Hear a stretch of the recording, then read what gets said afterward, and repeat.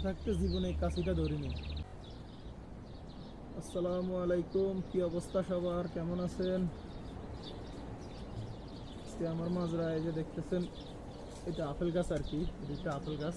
Apple গাছের নিচে জংলা পরিষ্কার করতেছি এই সিরিয়ালে আর কি। আপেল গাছ, আপনার আনার গাছ আছে, বিভিন্ন আরো 2-3টা জাতের ফল গাছ আছে।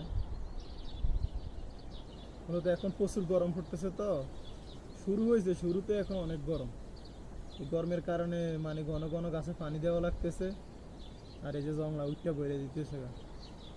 তারপরে আলহামদুলিল্লাহ এই যে গাছের নিচে ছায়া আছে, করতে পারতেছি, বা অতিরিক্ত গরম লাগলে বসে রেস্ট নিতে পারতেছি। মরুভূমির দেশে এমন একটা জায়গায় আল্লাহ আনছে, আল্লাহ কাছে অনেক শুকর, আলহামদুলিল্লাহ ভালো একটা জায়গায় আনছে। ভাই বিশ্বাস করেন, জীবনে এই কাশি ধরিনি, দেশে থাকতে জীবনে এই কাশিটা ধরিনি। মানে ঘাস কিভাবে কাটে বা কিভাবে সাফ করে কখনো করিনি। বিদেশে এমন একটা জায়গা, এমন একটা জিনিস, বিদেশে আসলে আপনার দেশে আপনি করেন বা না করেন, এখানে আসলে আমার বাধ্যকতা করতে হইবে, কিছু করার নেই। এমন একটা জায়গা বিদেশ। যাক আলহামদুলিল্লাহ, মানায় নিতে পারছি বা করতে পারতেছি, আলহামদুলিল্লাহ, আল্লাহ কাছে শুকর। সবাই দোয়া করবেন, এইটাই।